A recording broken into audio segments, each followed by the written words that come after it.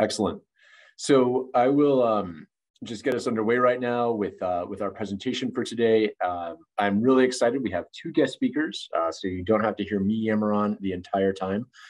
We've got first Beth from DDS coming to join us to talk about the DESE DDS Residential Prevention Program, and Seisha from MassHire coming to talk with us about recruitment supports that you might not be aware of. We're really excited about what we can learn about what MassHire has to offer.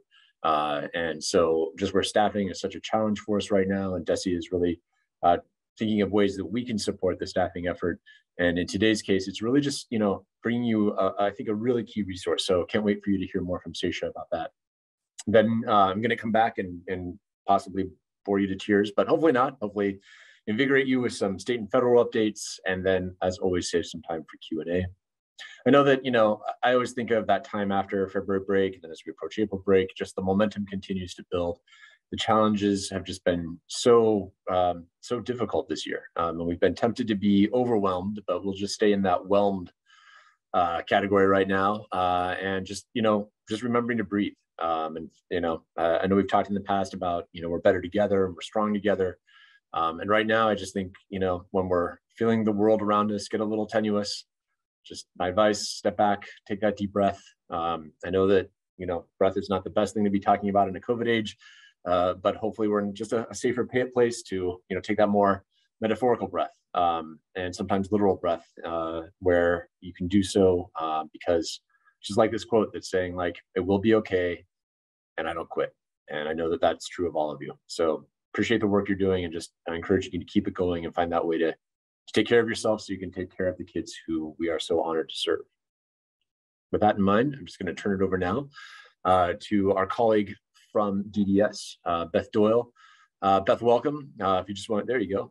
Thanks so much as you're with us today. Beth, I will advance the slides for you, so just give me the nod and I'll get the party moving. All right. Hi. So hi, everyone. I'm Beth Doyle. Thank you so much for having me here and letting me talk about the residential prevention program. I'm really excited to talk about it for you today, and I'm going to do it in 5 minutes. So many of you know about the program already, and this may be new information to some, but I just want to go over some things really quickly. So next slide, please. The DESE DDS Residential Prevention Program is a wraparound program that provides in-home and community supports for children who are DDS eligible and are at risk of a future residential placement. It's funded by DESE, but managed and administered by the Department of Developmental Services. So the intent of the program is to increase a family's ability to support their child in the home and community.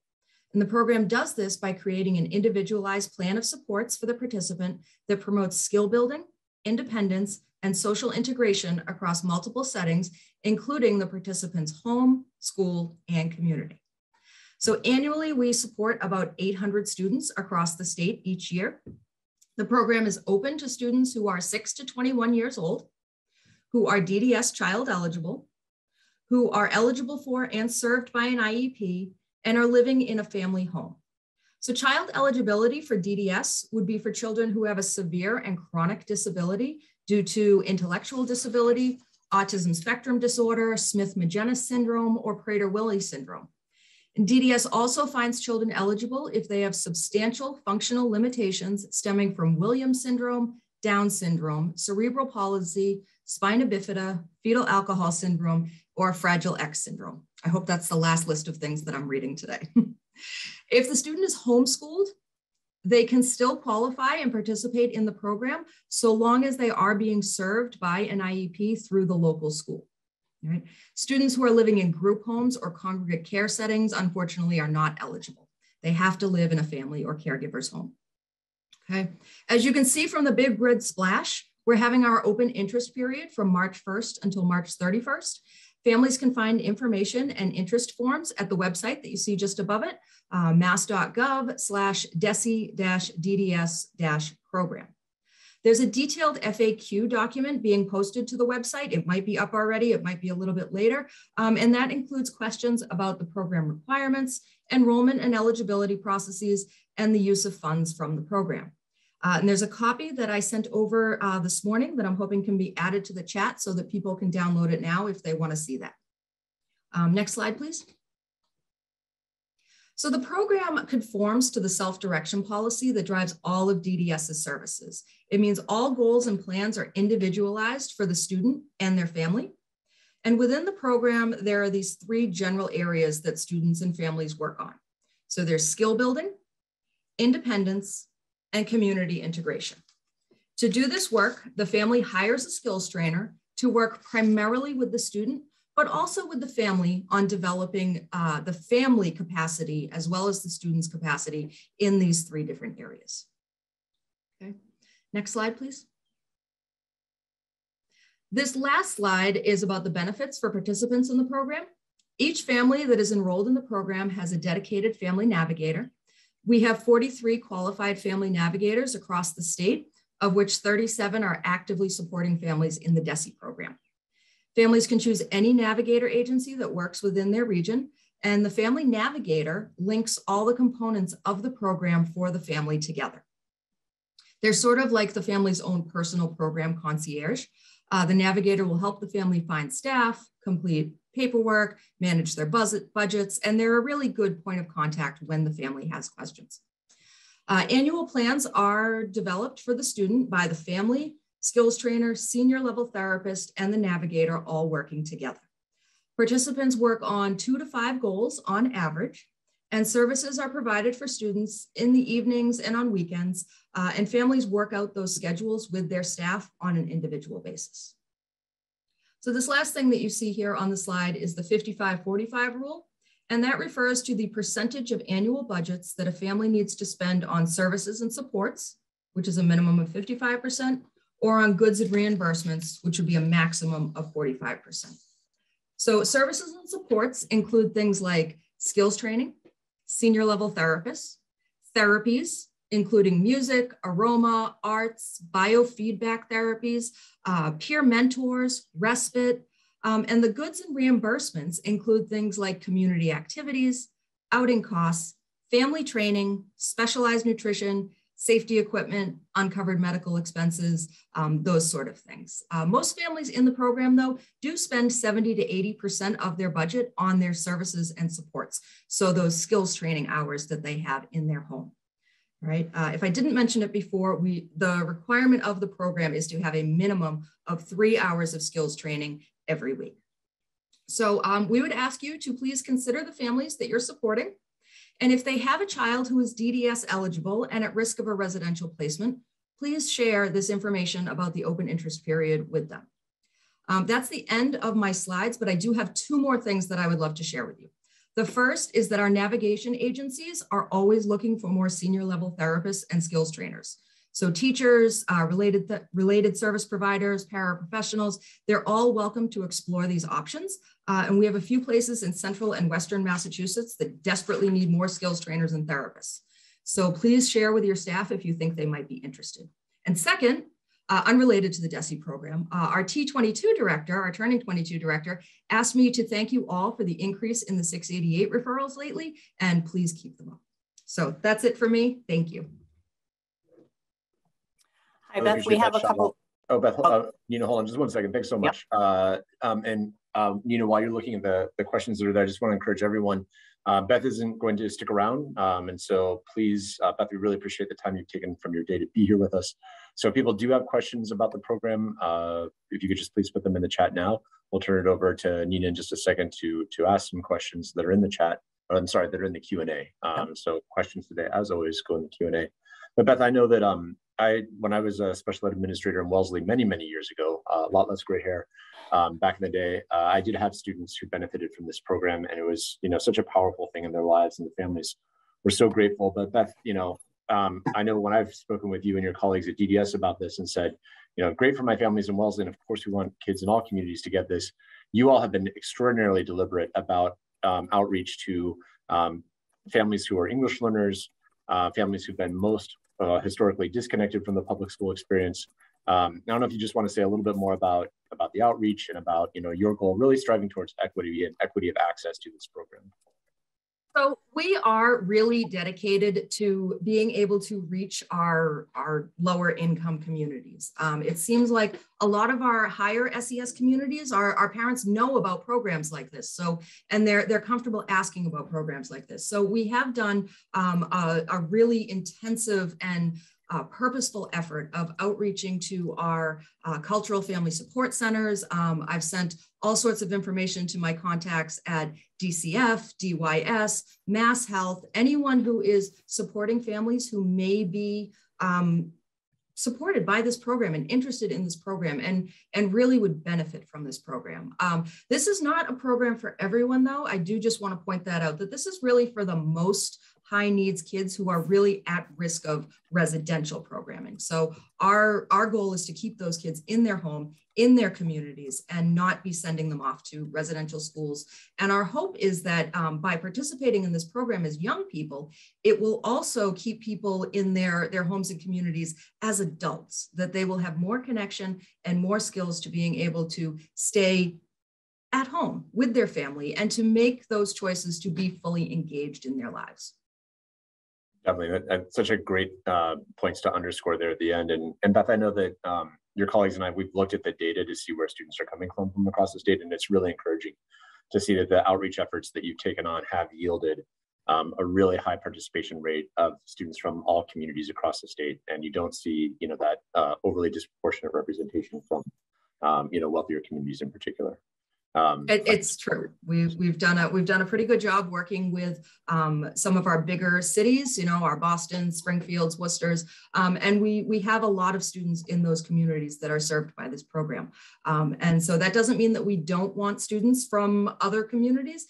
We want all the students to be reaching out to us. You know, we're just making a very intentional effort to contact even local individual schools in some of our higher need areas. So hopefully people got the mailing that we sent out earlier last week, I think it was, and that has some information in there as well. But if you have, I think, direct questions that you really want to ask, you can email me, beth.doyle@mass.gov, and I'll answer as many questions as I can for you. The primary point of contact for families, though, is going to be their family support center or their local area office. All right, so families go there, and our professional staff listening right now could come to you. Nina, let's see what's in the chat. Yeah, so just a couple of questions, and then I think some of these are pretty specific, so we can give your email, Beth. Thank you. Are there a total number of spots that are available for districts? So are there? Yeah. So not for districts specifically. We generally have about 800 students a year. And just based on the age ranges, we have people who age out at 22, people leave the program for a variety of reasons. We're usually looking at about 60 open spots a year. And we split those out pretty evenly across our 4 regions. So in the Northeast, Metro, Southeast, and Central West regions, there are a pretty even number. If we were to get, you know, let's just say we got 3,000 applications or open interest letters, we might have to start making a case for needing more money for the program. Okay. Yeah, right now we generally plan for about 60 slots a year, but that doesn't mean that we will only put in 60 children a year. If the program grows, we will grow with it. Excellent. And how does this program assist families who live on the Cape and Islands? On the Cape and Islands, it actually assists families just the same as it assists for everywhere else. We set you up with a navigator agency, you hire skills training staff, and you work with them in your home and community. On the Cape and Islands, Jenna Zoino is our children's service coordinator down there, and she is phenomenal. She knows all about this program, and I'm sure that hopefully her name is familiar to a lot of you, but she can really help you out in the Cape and Islands specific area. Great. I have 2 final questions, and then I will share your information with people. Do students served by the program have greater eligibility for adult residential services when turning 22? Does that have any impact on the services? No, they're not connected. Okay, great. And does the district personnel apply on behalf of the family, or only families can apply? The families should be the ones expressing interest in the program. Once we close the open interest period, what we then do is randomize the list and we send it out to our area offices, who then contact the people on the list to explain the program a little bit more in depth to them. So if you saw the mailing, the interest form itself is very simple, and it's a minimum of information: name, birthday, phone number, and then we collected some demographic information just to see who's applying. But it's a great program. Right. No, families need to apply themselves. We would ask that schools don't apply on behalf of the families. Schools can one more thing. Schools can certainly help families apply. If a family fills out the form, the school can certainly email it over to us or mail it to us, and that's great. We're taking them both emailed and through snail mail. And if a family determines that they want to apply after the open enrollment period, how would they wait until the next open enrollment period, or how could they access the service? So it's an open interest period because it's not a guaranteed enrollment. So we're going to try to do this annually, and we're going to try to do it every March. And so I think our last open interest period was before my time here. It was in November of 2019. So we are looking to do this as an annual thing. So hopefully families who miss it this time around will be in line to get involved next time. If families did miss the open interest and they want some services in the meantime, we would suggest that they reach out to their family support centers or their local area office. Great, excellent, thank you. No problem. Thank you, Beth. I really appreciate your time today, bringing this important information. And this is a program that the legislature actually increased funding for, right? So we have the program has grown, and we're really excited about that, and hopeful for the information that you brought today. So thank you again. Thanks so much for having me. Have a great rest of the day. Bye-bye. All right, so again, an unusual move. You're not hearing from me all morning. Really pleased to bring on our next guest speaker, Sasha Stoddard from MassHire, who's the Manager of Policy and Program Administration. Sasha, I'm really glad to have you with us here today to bring really important information about how MassHire can help schools and districts with the MassHire hiring platform and resources.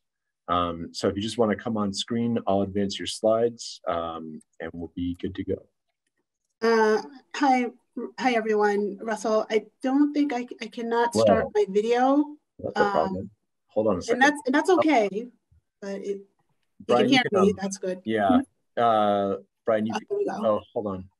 There we go. All right, awesome. Okay, awesome. And Sasha, before we get started, I think you are also the co-chair of the 14 to 22 subcommittee of the Autism Commission. And so just wanted to mention that really quickly because it's also really relevant, right? You're connected to special education as well. Right, yeah, absolutely. So I am the designee for Labor and Workforce Development Secretary Rosalyn Acosta on the Autism Commission. And as part of that commission, I co-chair the 14 to 22 employment subcommittee with Commissioner Tony Wolf, the Commissioner of MRC.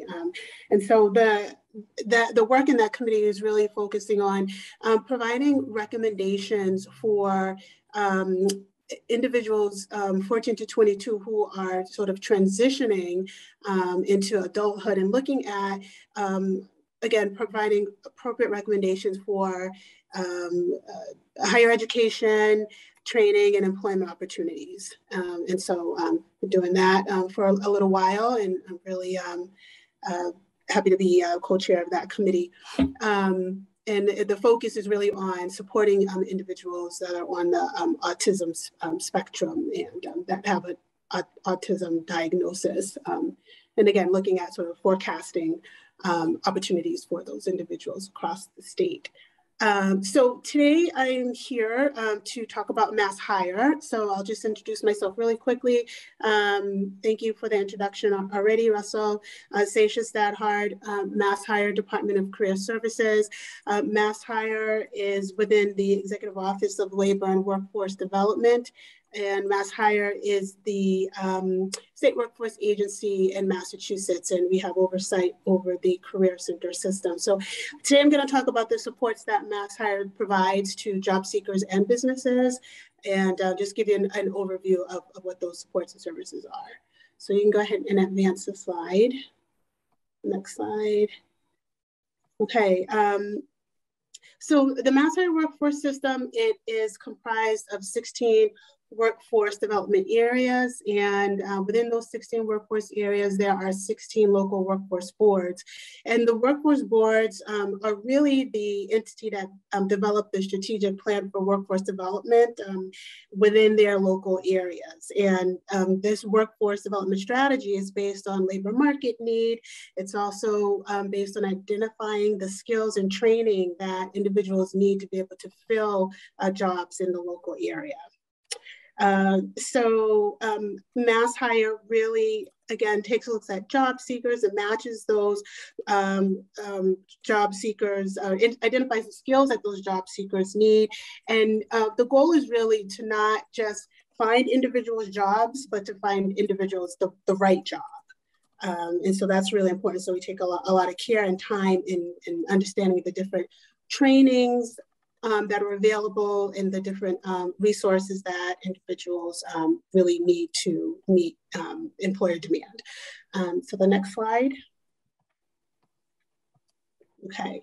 So while the MassHire workforce system is spread out across 16 workforce areas, there are 29 career centers that are operated throughout the Commonwealth, MassHire operates under one brand.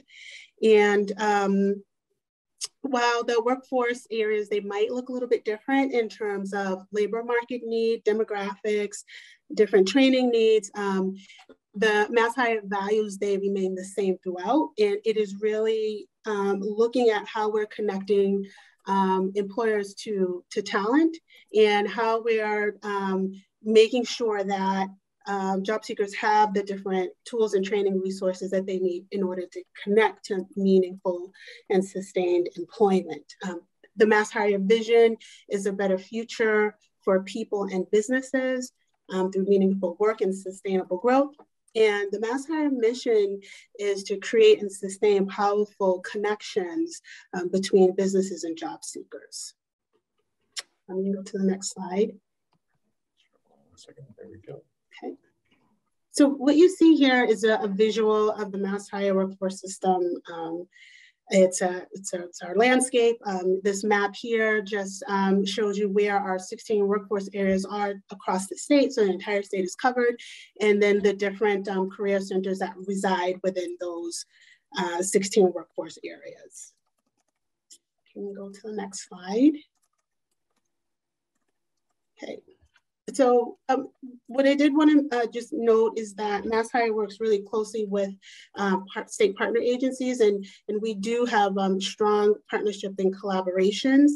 And through these partnerships, job seekers who seek services at MassHire can have access to a variety of different programs and services that support their needs and help them with the resources that they need, not only to enter into employment or training, but to have the supports that they need while they are in employment and training.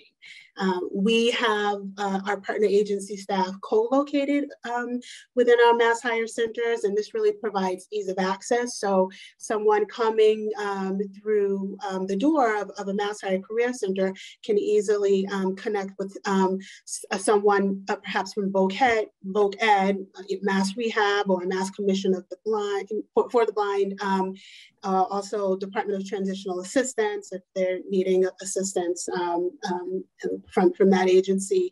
So we really are connected in terms of partner agencies and resources. And because of the partnerships and the strong relationships that we have with our partners, we've been able to develop specific initiatives and programs where we collaborate to serve the same individuals. And we refer to those individuals as our shared customers, because what we know is that it really, in order for an individual to be successful, in most cases, they may need supports from different agencies in order to have the different services or needs met that are really individualized to them. So we really put individuals at the center of the service delivery design and make sure that they have the wraparound supports that they need to be successful and looking for training and employment. Okay, the next slide here. So this slide here is just is really a description of the different career center services that are available to job seekers. We have a MassHire Job Quest website, and this is really our portal in which job seekers can gain access to MassHire services and the MassHire system in general. It's really an entry point, not the only entry point, but definitely an entry point for job seekers to the MassHire system. And we've made different enhancements. We've a variety of enhancements to the MassHire Job Quest portal so that when individuals log in to this portal, they can immediately begin on their, we call it road to reemployment. So there are different services that are available through this website to job seekers. Job seekers can create a customized dashboard so they can, where they will be shown a virtual pathway or sort of different steps that take them from reemployment or to finding new employment. So we've really tried to ramp up the virtual services and offerings through our MassHire Job Quest portal so that folks can really have ease of access to connecting into different programs and services. We obviously did this as a direct result of the pandemic, where folks were not coming into the MassHire Center accessing services, but were still able to access services virtually. So the MassHire system never closed, during the pandemic. We always remained open, but we were able to really provide another avenue for folks to access services through a virtual platform. So as people log into the MassHire Job Quest portal, they can get access to different job openings, they can get referred to businesses, they can also learn about different skills training programs and different training opportunities, and they also can do job search. We have a huge job search platform that is available to job seekers who log in.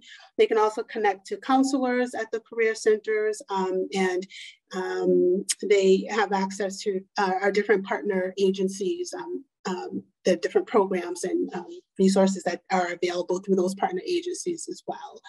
And throughout that website, there's information about labor market information, different tools that job seekers can use to really help them identify career interests and the like.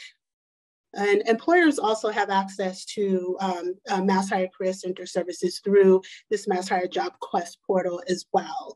And so on the next slide, I'll talk a little bit about businesses and our work with those businesses. So we can go to the next slide. Okay, MassHire helps businesses with a number of activities. One of the things that businesses can do is they can log into the MassHire Job Quest portal and identify a talent, candidates to fill their open positions.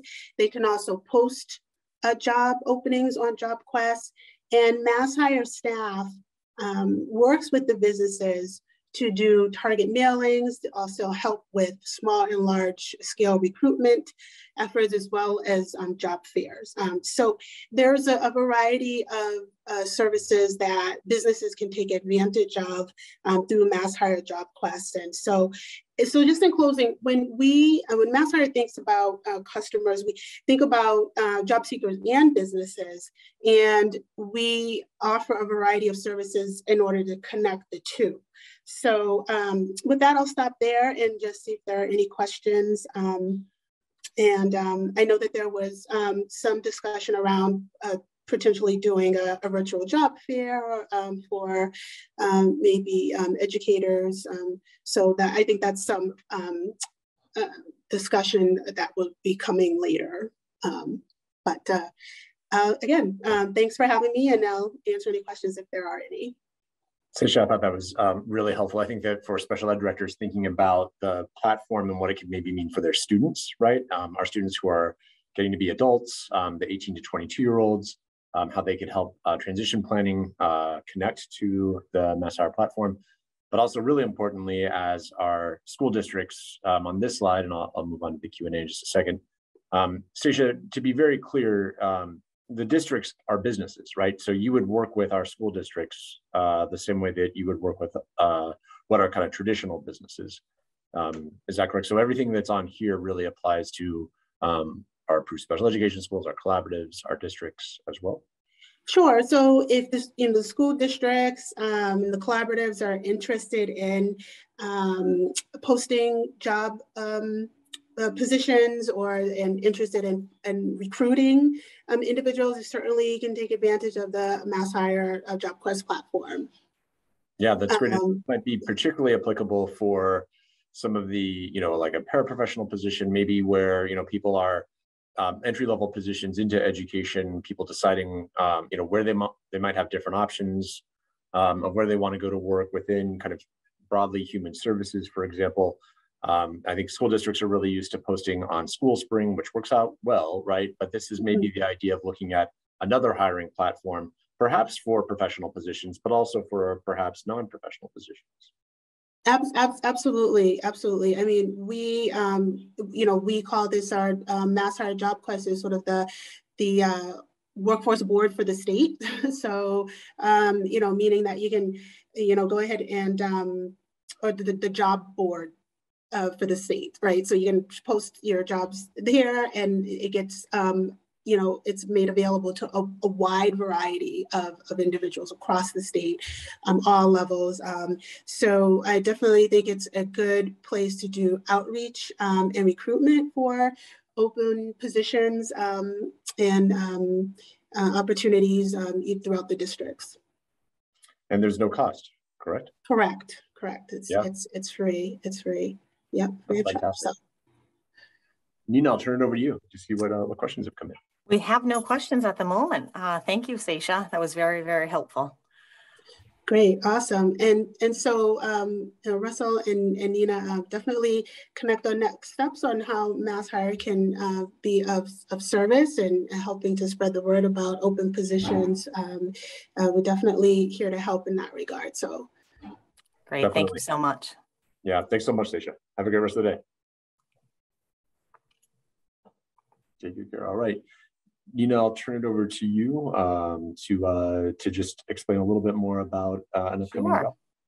So similar to what Seisha just explained, DESE has partnered with MassHire, and Carla Gentz from ACE, Joanne Haley-Sullivan from MOAC, and Elizabeth Becker from MAPS have all been part of this, as has Janelle Roberts from DESE. And so Lisa Ryan is holding, she's the job fair coordinator for the Metro North Career Center. So if your district or collaborative or approved special education school is in the the Metro North Center, so you can refer back to that chart. We are having a job fair April 6th from 10 to 12. Again, it's free of charge. Some of the positions there are posted, and there's a link to the website in the flyer. So if you have additional questions, check it out there, or feel free to reach out and we're happy to help. So, and as Seisha said, we are looking to coordinate a statewide job fair as well. So that's in the beginning stages, but you'll hear more about that soon. Great, thanks. Nina, I know this map is a little hard to read on the screen, I'm sure, but we're talking about this North Shore area right here, right? Correct? Yes, I can put the actual cities and towns in the chat or in the post for people. Yep. That's excellent. That's excellent. And Nina, we're looking to see if we can't expand these more throughout the state. I think we're sort of getting our feet wet with this part of the state, this section of the state. And looking Absolutely. To see yeah. So great. First we did a job info session, and now we're moving on to a job fair for this part of the state.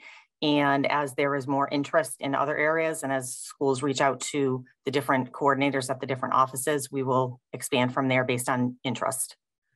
Yeah, anything we can right now to address the staffing shortages. So thanks, Absolutely. Dina. Really Yep. appreciate it.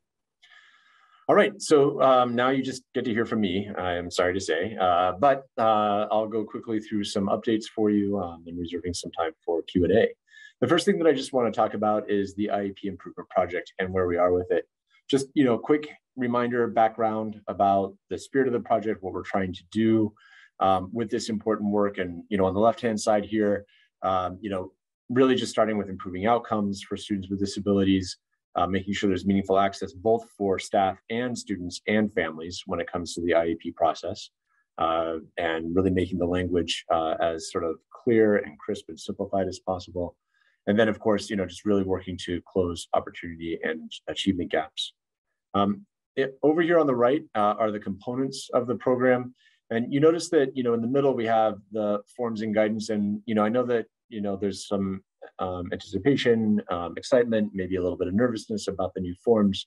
Just a reminder that the forms are only just part of the process, part of what we're trying to do. You know that we've posted our REE guidance, referral, evaluation, and eligibility. That will be combined with a parent's guide to special education, the IEP process guide, because as we introduce new forms, they're only as good as our sort of guidance on how to use them. And so the IEP process guide really talks about what should the IEP meeting look like and how can we improve upon the strengths that we have in Massachusetts of our IEP process right now, and also address some of the challenges, some of the things we want to make better. And then our early adopters, the 17 schools and districts that are our early adopters, are providing us with information that we can ultimately use to share as a playbook about, especially how are we supporting the work of general education and special education coming together to support students with disabilities. So in the middle of it is, of course, our forms and guidance, but there are all these other critical components that we're working on. And then, just as we think particularly about the forms, because we know that there's, such, important interest in that, that, what we're, again, just trying to shift towards is more of a focus on the process, and that the forms just document the process, but the process drives the meeting. Really want to make sure that up front and center are the student and family / caregiver voice. And I'm excited for when you get a chance to start to see the forms, what we've done to make that happen, and really build embedding transition in the process. The transition isn't an afterthought or an add-on. It's really just built into the IEP form from the beginning. And then what we've really heard loud and clear from you is really work to simplify it. The length, the usability, and the language. And I just want to remind you, I'm going to move to the next slide and show you the timeline. Fairly soon, what we're talking about is this spring, you will begin to see the draft forms. You're not expected to use them, but we want to be public about the direction that we're heading. Ultimately they'll be digitized. And so when I talk about a shorter length, it will appear long-ish, but only because there are certain things that will only drop down if they apply to certain students, particularly transition age students. There might be more that we need to include in the IEP, but right now we do that anyway, it's just in a separate form. And so now we're combining the two forms. So just giving that little preview that we really are working on that simplification, that kind of accessibility that comes with the simplification. But it might not hit you over the head the first time that you see what we're doing. I hope that the language that we've simplified very much will, and they're drafts so that we can continue to improve upon them. Well, let's look at what we've got on this slide. So just a reminder that we've posted our what we call a reusable learning tool, or reusable learning object. Maybe you just call it an e-learning tool, which is how you access right now our REE guidance. We will be both PDFing that and translating it in the very near future. That'll basically be, we're going to stop working on it, though. We are not going to continue on with REE right now. We will come back to it with supplementary documents in 2023. What we are really working on, obviously, right now is the IEP forms. And that's why I'm being so clear about what's coming, is because we're close. And to do that, we've really looked around at what other states have right now. We've done that previously, but we've kept that work going and really did a very thorough scan just this past summer to see, what are other states using right now. Our draft forms will be available this spring. We're really excited about that. and about moving forward. And then that really kicks off more stakeholder feedback because they're just the beginning point. You will not be expected to use them. Obviously, our early adopters will get their feet wet with them. They'll begin to use them in due time. But it really is just a beginning point, a place for you to see where we're going, a place for you to give feedback on where we're going. And when I think about next school year, I think about next school year being devoted to, finalizing the forms and then starting training on them. And not just, the technical training on how to fill them out, but really what are we trying to achieve? What's different? How do we get at those goals that I showed you, like addressing the opportunity and achievement gap through a revised process. And so, again, I hope you see that it's coming, but it's not going to be a bulldozer. It's going to be kind of a stepwise process to get us up and running with new IEP forms. We'll have our process guide because, like I said, the forms don't tell the whole story. The process guide tells us the story of what an IEP meeting can look like using these new tools. Obviously, we also really need a strong parents guide because parents play such a critical role. Parents and caregivers play such a critical role in the IEP process. And then based on the feedback that we're getting from our early adopters, look forward to our systems improvement playbook in 2023. So we just wanted to start by giving you that state update on where we are with the IEP Improvement Project and looking forward to releasing those IEP forms this spring for you to just take a look at. And we'll be working primarily in smaller groups for stakeholder feedback so that we can really listen and take in a wide variety of perspectives as we move forward with the IEP Improvement Project. So I'm going to move on now to a couple of new pieces of guidance that we've recently released. And the first is a document really focused on newcomer and refugee students. And this is a topic that's really near and dear to my heart because the district that I came from, West Springfield, has a very high number of refugee and immigrant students and newcomer populations. And so this is something that I care deeply about. And I know many of our communities across the state are also receiving refugee students and have newcomer populations. And so this slide just shows you where we have some of our students coming to. Here on the left, how many of our refugee and newcomer families are here, how many we expect, and then that we have refugees coming from Haiti, Guatemala, Brazil, other parts of Central America, locating in the communities that you see here on the right. And just this note that we do anticipate to begin to enroll Ukrainian refugee students in the near future as well. And so world events definitely come to Massachusetts, they come to our communities. And so how are we working to be ready for them? So one of the key points to this guidance is working with families. And how do we really engage families, newcomer families, refugee families as a part of the educational process? And it really begins with enrollment. So I think a main thrust behind this document is to just encourage and really guide districts towards a quick enrollment process so that there isn't a delay and to get our students into that free public education that they deserve because we know how important it is. So that first bullet there, just enrolling students as soon as possible is so important. And a lot of times I know what can happen, and this certainly happened to us in West Springfield, is we didn't always have all of the typical enrollment documents. And so just, maybe, if you're a community that's, particularly impacted and really has the privilege of serving refugee and newcomer families, that's really how I look at it, is that it's a privilege to do that work in particular, that we really think about what are some of the alternative means to document what we need in order to facilitate prompt enrollment. And then, what type of translation or interpreting do we need? And I think that last bullet on this slide is also really important, that some of our students may qualify as homeless, and so they would fall under McKinney-Vento and be allowed to have that immediate enrollment under federal law. So I just think this is really important as we, again, as world events come to our doorsteps. How are we welcoming students? How are we getting them into that? Stability of public education is so important. And I know that a lot of you oversee the enrollment offices in your communities.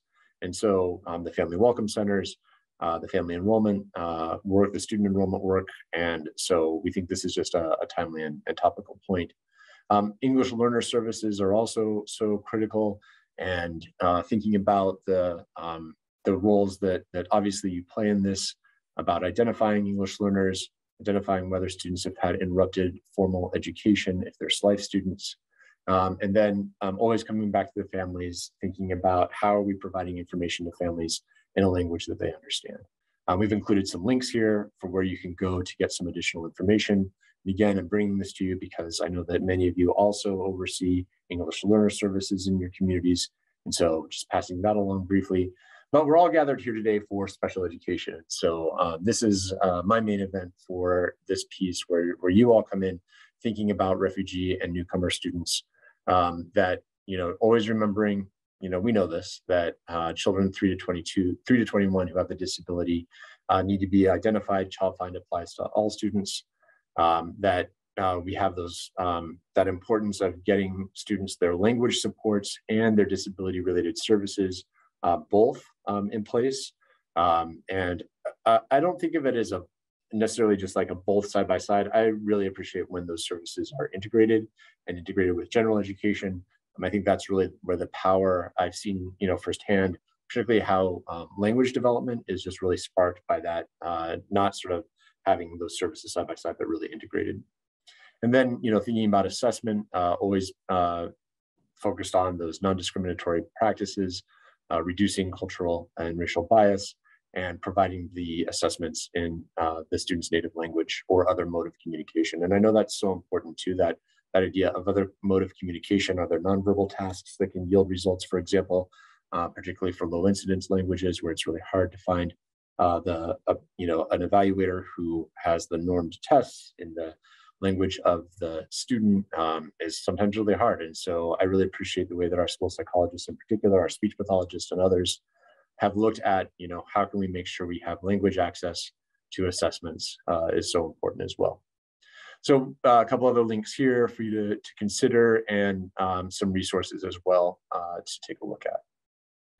We also, so just moving on from there, I hope you find that useful. It could be just something to share with your teams. And maybe if you're a community that's newer to supporting immigrant refugee students, to supporting newcomers, this could be particularly useful. I know that one of my workout buddies is an English learner teacher and an ESL teacher. And I know that, their community has had an influx of students and from countries they're just not as familiar with. And so it could be just something that is worthwhile for some as a starting point, for others as what are just a couple nuggets, a couple resources that we've embedded in this guidance that could just make your work that much better. Just moving on, we also just recently released some guidance on attendance policies. I'm going to be really quick on this and just let you know that it exists. I'm not going to go into it. Many of you also oversee your attendance supervisors in the district. And so this piece of guidance could be useful to them. It includes ideas about supports for attendance policies and practices, has key terms and definitions, and then how to understand things like chronic absences, truancy, dropping out is all there in that document, and would just encourage you to take a look. I will also just go quickly. Oh, I did want to do one thing, Brian, I apologize. Back here on our refugee and immigrant, our students who are refugees and newcomers, really appreciate Patricia reaching out to me from Hingham with a resource for students who are coming from the Ukraine right now. They are aid and augmentative communication resources, particularly Mayor Johnson symbols with both Ukrainian and English words on them. Brian, if you could just go ahead and put that in the chat, just a great resource that I appreciated, especially a leader in the state passing on to me to share with all of you. So wanted to just also mention that the Office for Civil Rights at the U.S. Department of Education recently released information about compensatory services under Section 504. Now, DESE doesn't talk a lot about 504 because it's a federal law. There isn't sort of a state equivalent. So, this is, but I know 504 affects your lives. And so we wanted to bring you this information, but we don't want to conflate it with special education. They are two different things, that. And so this really is directed towards students who receive 504 plans. And so really, again, just want to make sure you know it exists. If there are questions about compensatory services for students on 504 plans, would just encourage you to take a look at that, and also to take a look at some of the, if this is something that sparks your interest, we do have some additional information here for you to take a look at. If you don't want to read the whole document, you're sort of interested, take a look at this slide to learn a little bit more. We'll probably be coming back to you with more information from another document from the U.S. Department of Education, this one from the Office of Non-Public Schools at USED. It's a Q&A document on serving students with disabilities who are privately placed by their parents in private schools. That was a lot of privates in there. I think I added more than I needed. But when we think about equitable services and proportionate share, this document has a lot of really good information in it for you. And so the topics are varied. I didn't include them all here. There's much more in this document than even what I have listed here. But those critical components of equitable services like child find, consultation, equitable services, services plans, just lots more information in there. And we're just reading through it ourselves. It was just released in February. So we'll be coming back to you with more information as necessary about this. But the one thing that I really want to hone in with you on, here's an action item, right? You've been able to sit, you've been able to listen, but there is some action that we need some of you to take.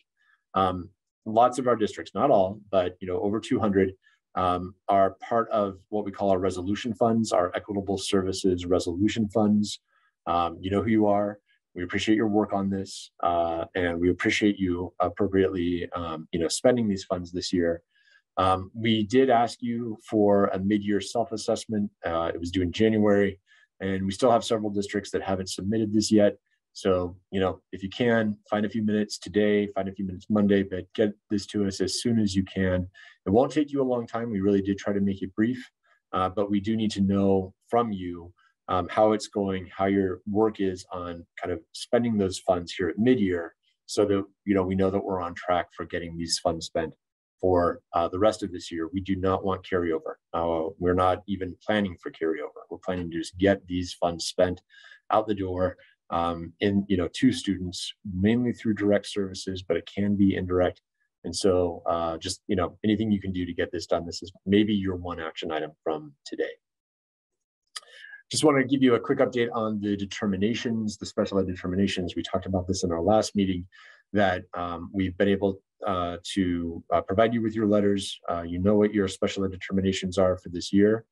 And we said we would be coming back to you with more information about the LEAs who are identified as either needing assistance or needing intervention. So if you could just mark your calendars, save the date for April 28th from 11 to 1. For LEAs with a determination of needs assistance, their attendance is required. Needs intervention, attendance is recommended. And if you meet if you have a meets determination that you are in that meets category, your attendance is not required. So particularly, our districts, our LEAs that are in these two categories, if you could just please make note of April 28th from 11 to 1. We'll obviously be following up in writing with more information, but really critical information that we'll be sharing about how the determinations were made, some of our supports, our resources, and thinking about the fiscal implications as well, particularly that maintenance of effort piece. So we hope that's helpful. We hope that you have a chance to just come prepared for that meeting, and we look forward to digging in with that smaller group of LEAs at that time. Just a quick reminder that we just recently released our special education updates. We knew it was going to be hard to squeeze everything into an hour today, and we're coming almost up on time. So just want to remind you that we did put more information in our special ed updates. Please use this link to take a look. And then lots of questions about our upcoming meetings for the spring. So we are doing 3. It was really hard to find a Friday in April that worked for everyone. So even just on our team, we chose obviously not to do the Friday before April vacation for many reasons, including the fact that it's Good Friday. And so between that one being on Thursday and then 2 on Friday in May and June, you have the dates. We'll email you ahead of time with the link But if you wouldn't mind just jotting those down now, I'm sure your spring schedules are already full. And so if you're able to squeeze us in, we sure appreciate it. Yeah, great. Well, thanks so much, everyone. Thanks for being here. We appreciate your time and your input and your questions. Looking forward to seeing you again in April. Remember, it's a Thursday meeting, and I hope you have a great weekend. Keep breathing, stay calm, and have a great rest of this month. Take good care.